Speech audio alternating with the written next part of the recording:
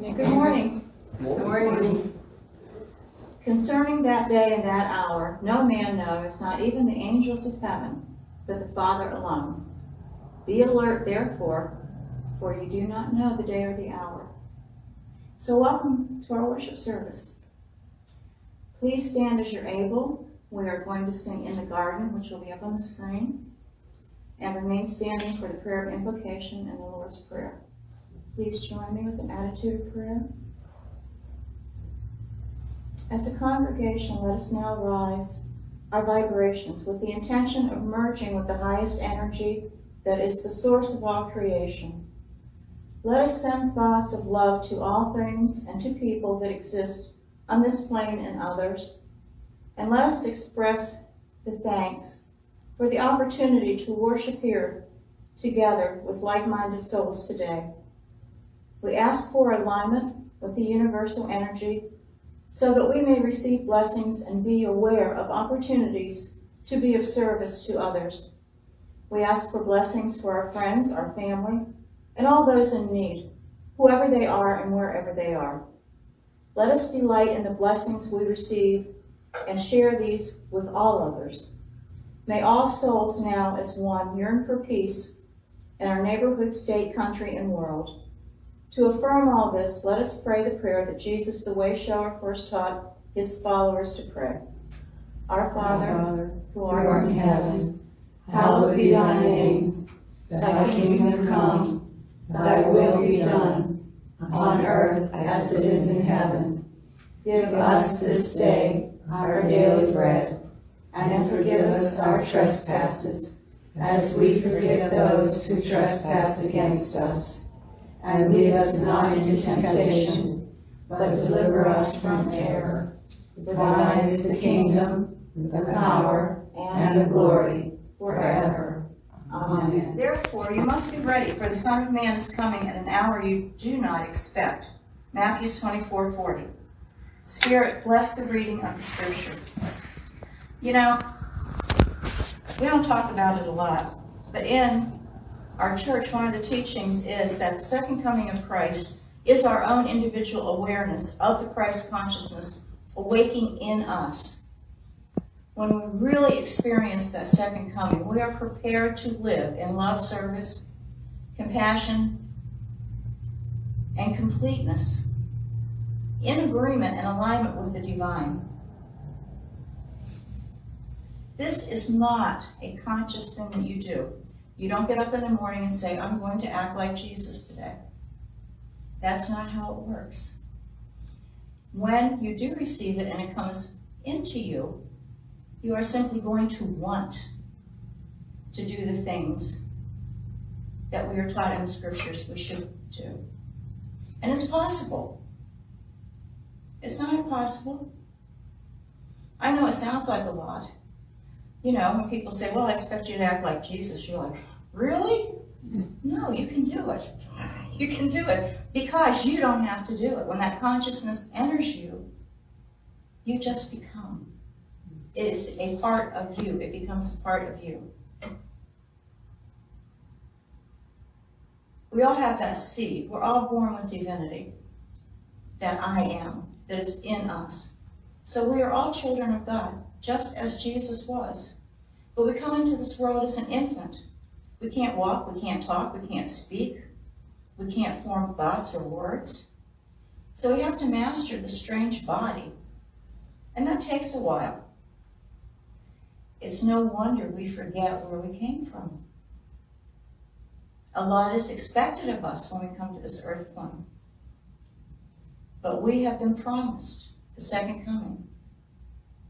The birth of Christ in man is bringing to consciousness the spiritual ideal of man, the Christ of God, through the quickening power of the word of truth. Now, I know you've heard a lot about rapture, and we're going to wake up one morning and all the holy people are gone, and the not so good people are here, okay? They go up to the clouds or whatever. Those who left behind are damned, like this thing.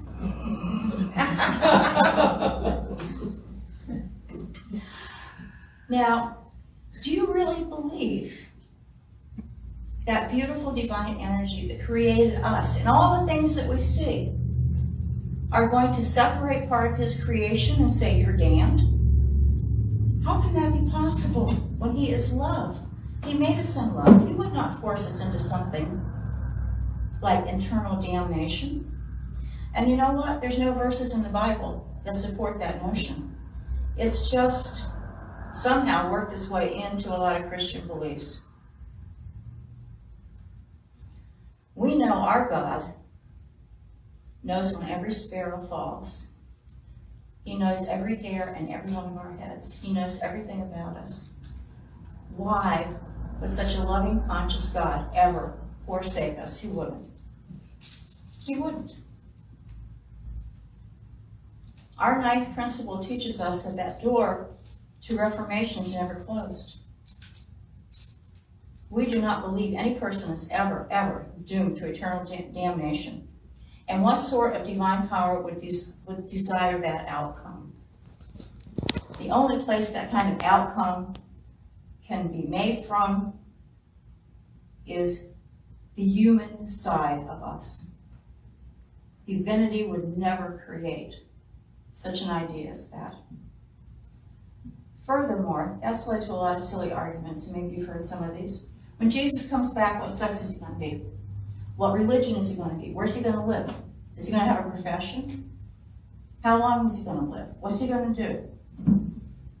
None of those things are important. Not really. But this type of thinking that we're actually going to have this person, this one energy come back that's going to change the world again, it leads to a lot of silly thinking. And here's just one silly story that has to do with that. And so imagine that there's a big televised event, and there are crowds of people there, and all the dignitaries, and the aliens come to Earth to meet all of these people, and they're so nice. And everybody's in attendance because everybody wants to see this. And the Pope says, do you know of Jesus Christ? And the aliens say, oh, do we ever? He's an awesome guy. You know, he swings by our planet every couple of years just to say hi. The Pope goes, really? Every couple of years? Well, we're still waiting for the second coming. The alien replies, well, maybe he didn't like your chocolate. The Pope is flabbergasted. What does chocolate have to do with anything? The aliens say, well, the first time he came, we gave him a big box of chocolates. And he really loved them. What did you guys give him?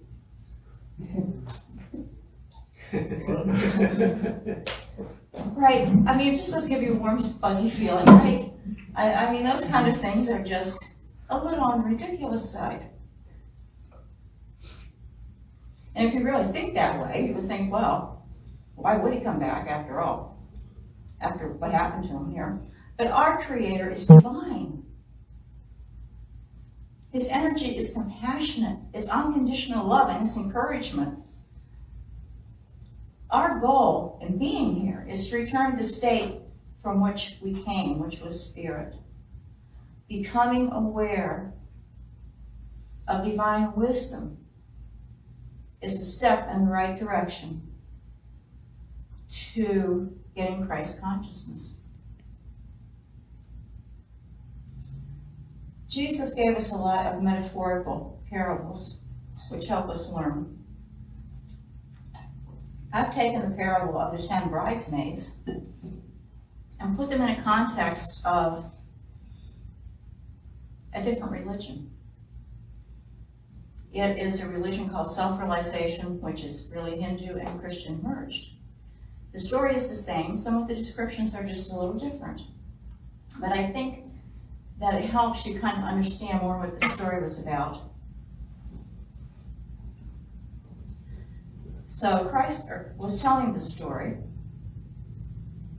because he wanted his disciples to get ready for the Son of Man, to get ready for when the manifested Christ consciousness would come to lift them up into cosmic consciousness. And this is the parable. The kingdom of heaven was craved by 10 virgins who in prayer and meditation at once lit the lamps of their consciousness with the light of self-realization that they were in fact divine, and had gone forth in expectation to meet the bridegroom of Christ consciousness, Jesus the Christ. 5 of these virgins were wise in their preparation, while the other 5 were foolish in spiritual neglect. Those who were foolish had started well with their lamps, but they had been careless in their efforts to assure adequate oil of meditation, love in action, and prayer in order to keep their lights burning indefinitely.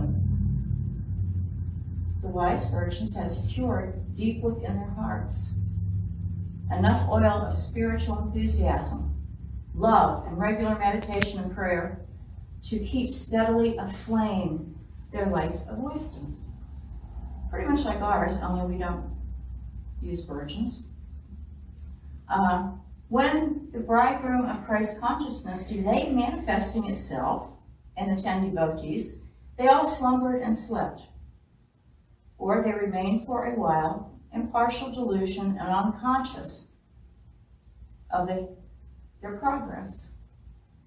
But in the middle state, when they had moved part way towards the dawn of divine attainment, there was a vibration from within their soul, caused by their careful practice of improving their intuition, that signaled the approach of the bridegroom, manifestation of Christ consciousness, and that they must lift their lights of consciousness to meet him. The prepared virgins lifted their lights, but the 5 foolish virgins remained in the dark. Please give to us some of the oil of your devotion and vibration of good habits, for the light of our consciousness has gone out for lack of continual spiritual enthusiasm. But the wise virgins answered, it cannot be done. The oil of devotion cannot be transferred. Thank you. This precious fuel cannot be obtained unless you yourself acquire it by daily living a spiritual life. So while the unprepared virgins were busy trying to attain the necessary devotion to re-illuminate their darkened lightness, the bridegroom of Christ consciousness manifested in the consciousness of the 5 virgins who were prepared and able to follow him to the realm of spirits. There within their own consciousness they witnessed and participated in the uniting of the Christ consciousness and the all that is the Creator. And the door to the divine manifestation was closed for a while, so that when the 5 foolish virgins, trying to relate their delusion extinguished devotion, prayed, their inner voice told them, you are not ready to know the Christ consciousness within you. You're not ready. You have to stay here for a while longer. All right, we don't use virgins. We do not believe that you have to live a life of celibacy. Hindus obviously do. Other than that, the story is pretty much like ours. Now, when the divine door was closed for a while, it didn't mean it was closed forever. It just meant on this one occasion when these 5 women had the opportunity to join with Christ consciousness, they were not ready for it. However, we know the door's never closed, so we have many, many chances, as many as we need, to learn how to manifest Christ consciousness and allow it to enter us. Unless you want to be found wanting, the next time an opportunity comes, it's to your benefit to remain loving and full of compassion. It's to your benefit that we pray, which is where we talk to God, and we meditate, where we listen to God, and remain prepared to receive whatever blessings we have, including the Christ consciousness, when we are ready to hold it. Jesus was trying to impress on his followers that even dedicated people cannot receive God in only a minute's illumination in their consciousness. We don't improve by just thinking of the divine when we feel like it, when it's convenient.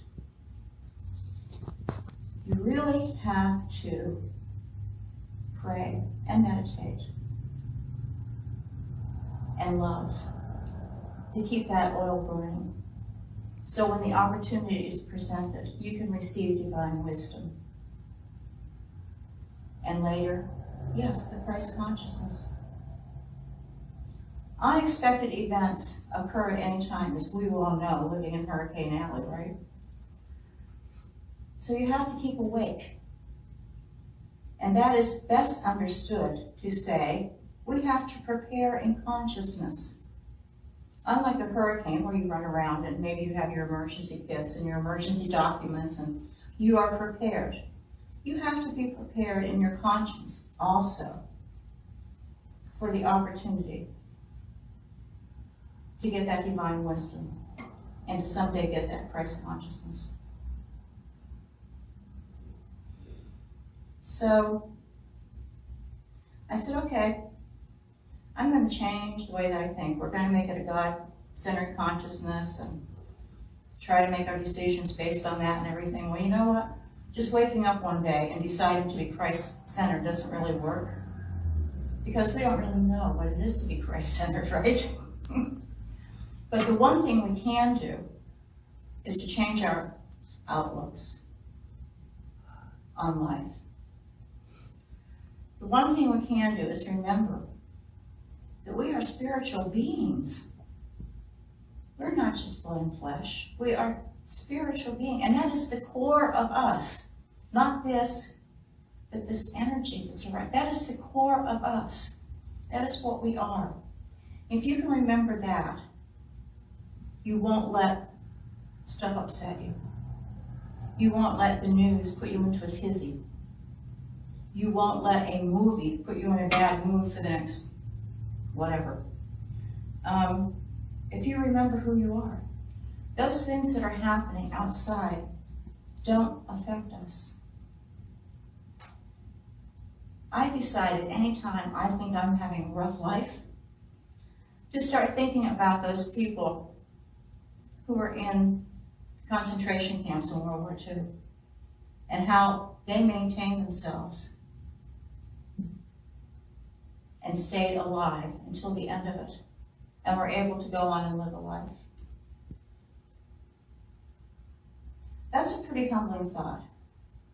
I have never had to live through anything like that. I don't think I'm ever going to have to, not in this lifetime. It's not to say we haven't done it before, but not in this lifetime. When you think of that extreme, you think, okay, it's not such a bad thing that I spoiled the cake batter by putting the wrong thing in it. Or it's not such a bad thing that the kitchen floor needs scrubbed again. Or it's not such a bad thing that what I ordered didn't come in right. These are like nothing. They're nothing except that we allow them to become something. We allow other people to own our emotions and our thoughts. And we forget who we are. If we can remember who we are and systematically do it, we would be happier. We are supposed to have a life of ease, of love. But how often are you happy in a week? How often are you really happy? For most of it, not really. I mean, I'm just kind of, okay. But you can be happy all the time if you keep your mind in that train. And I've been trying to do this. I'm going to tell you right now, it's not easy. You're going to have bad hours. You're going to have bad moments, and you're going to have bad days. Where just at finally 5 o'clock at night, you're going to say, I give up. It's just going to be a rotten day, But that doesn't mean you have to stop. You keep going on. Our individual state of mind determines our mood. Nothing else. You have the power. You have the will to feel anything that you want to respond to anything that you want to. We may have had a lot of little buttons put in there, by our parents, teachers, everything. You don't have to listen to them. You can discard them. And we've had 100 different things going on where we learn how to set those things aside, how to get rid of those bad things. And we will continue to. Because those are the things that hold you back, not the man who made you mad, or the woman who cut in front of you, or the person who took the last shopping cart. They're not making you mad, it's you, yourself, inside. Okay?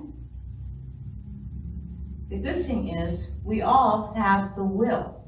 We all have will, and we can change our mood. It can be as easy as closing your eyes for 1 minute and thinking of the happiest moment in your life until you feel happy. And then you forget that moment, but remember happy. Remember how that felt. Okay? Now you're not so mad at that person that took the last shopping cart. So what? There'll be other shopping carts. You know, happy is the easiest way to raise your vibration. Who here has not had an experience that made them happy? Or maybe even a whole period in their lives when they were happy?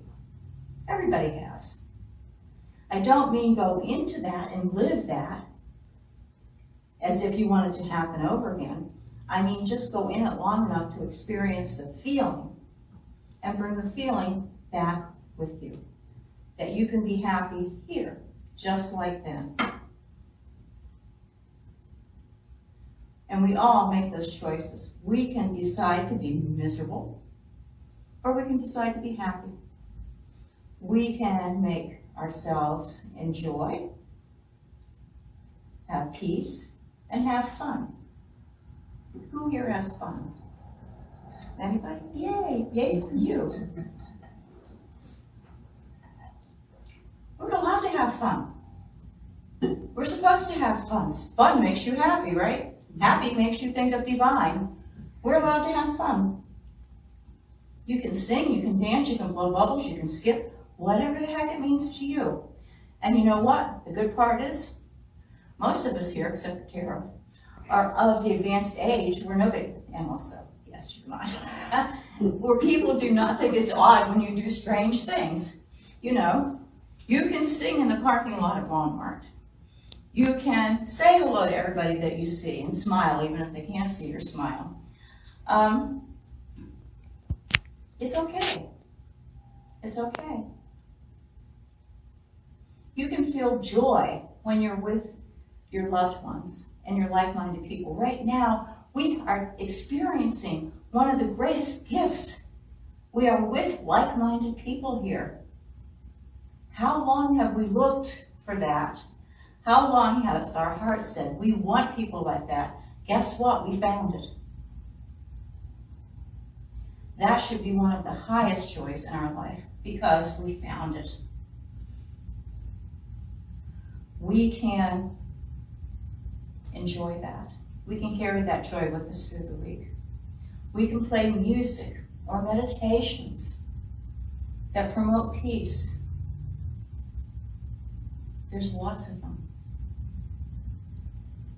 There's lots of songs like the last one that we heard that kind of makes you want to run out in the street and just extend love to everybody that you meet or see. And you know what? You can do it. Everybody that you see, one day, make it your choice that day, everyone you see, you're going to send love to. You're not going to say anything to them, but you're just going to walk by and I send you love. I send you love in your mind. Just do it. It makes you happy. And sending love to strangers is a gift. And the universe is going to repay you for that gift. How easier does it get?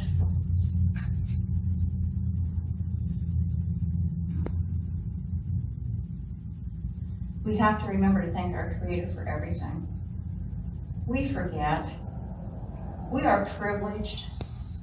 We grew up in a land where people can say what they want to say, where we have not experienced a major war. We've certainly had things going on, but not a major war where we had shortages or whatever, like our parents did. We can be thankful for everything. I mean, make yourself crazy silly with things. You get up in the morning, what can you be thankful for? Your bed. your sheets, that wonderful mattress, that wonderful pillow, the light coming through the window. I have a clean bathroom. I get tea, breakfast that I want. I have a great partner. I have a kitchen that works. I have running water. I have electricity. I have air conditioning. Just everything. Your car, the ability to move around, the breath that you're given, the voice that you've been given. Everybody, we have so much to be thankful for, so much more than the bad things in our life. And yet we can have 2,000 good things here and one bad thing will set us off. Why? Because we allow it to. We are the ones. We steer our own ship. And if you want to steer into stormy waters and stay there because somebody needs to be put into place, or somebody needs to learn this, or there's some judgment going on, you need to steer that ship out of there and just head for a happier place. People are going to do what they're going to do. The only one we have to answer for is ourselves. That's it. That's it.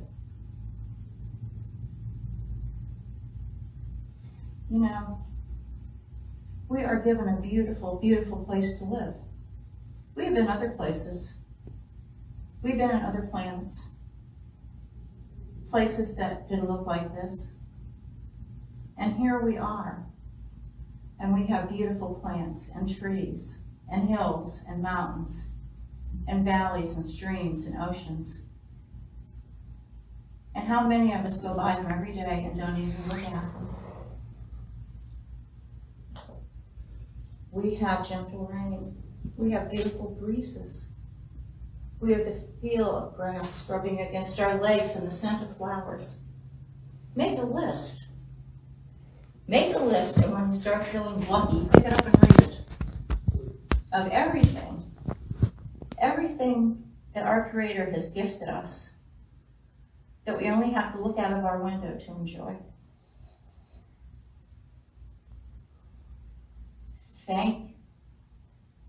Being thankful for your senses, that you can smell those flowers, you can see that beauty, you can hear that spring flowing down the mountainside. We have so many things to enjoy. And most of all, practice self-care.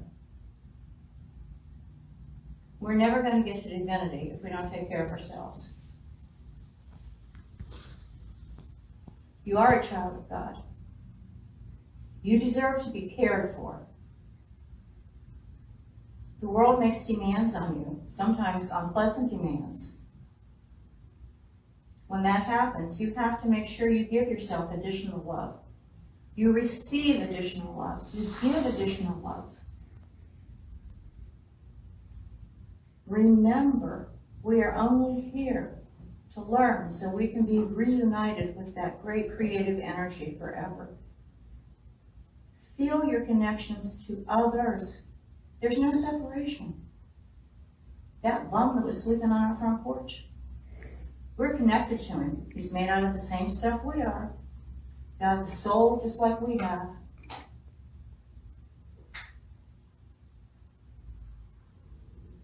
Being able to accept others with love reduces your negative energy and encourages acceptance of yourself. It doesn't mean you're going to allow another person to encroach in your energy. It doesn't mean you're going to let another person walk over you. It means you are going to stand up for yourself, but you do it in a place of love, not of hatred.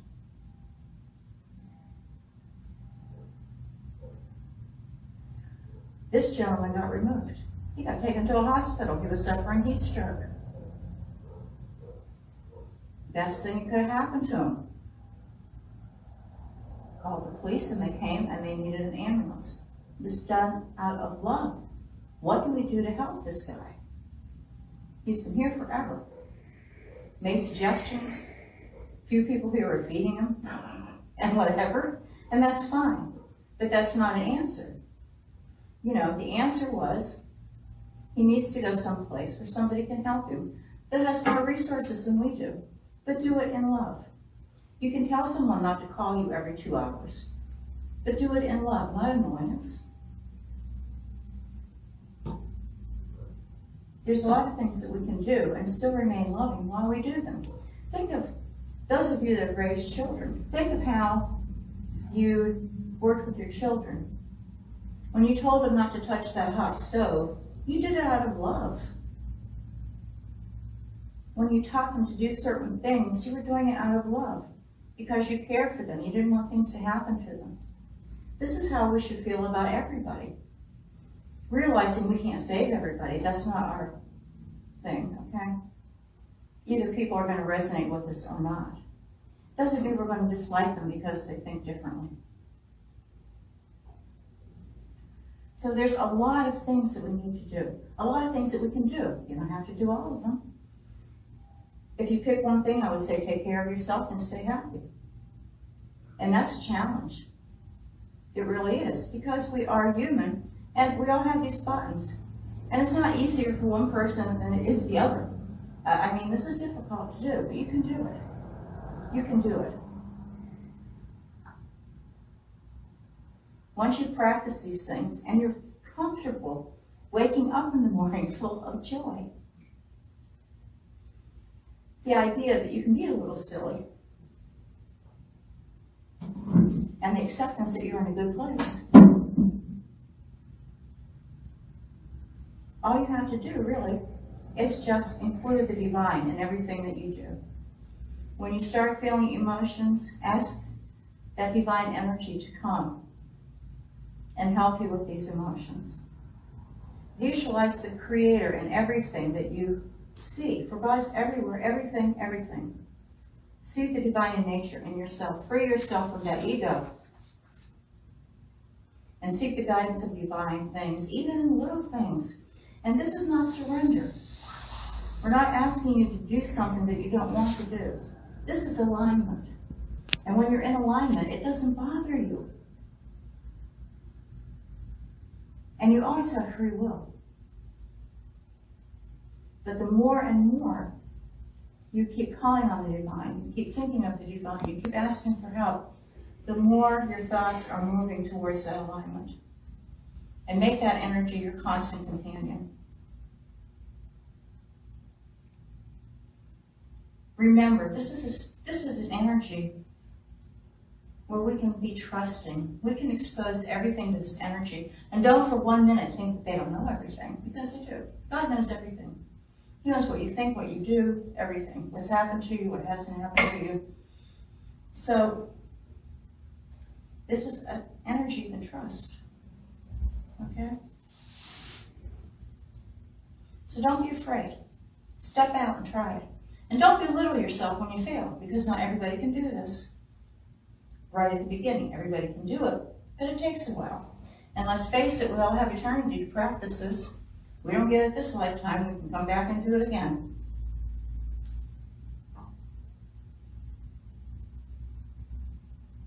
And guess what? When it happens, my friend, you are now experiencing the true second coming of Christ through you. You will be prepared to live in love, service, compassion, and completion. And isn't this life wonderful? And so it is.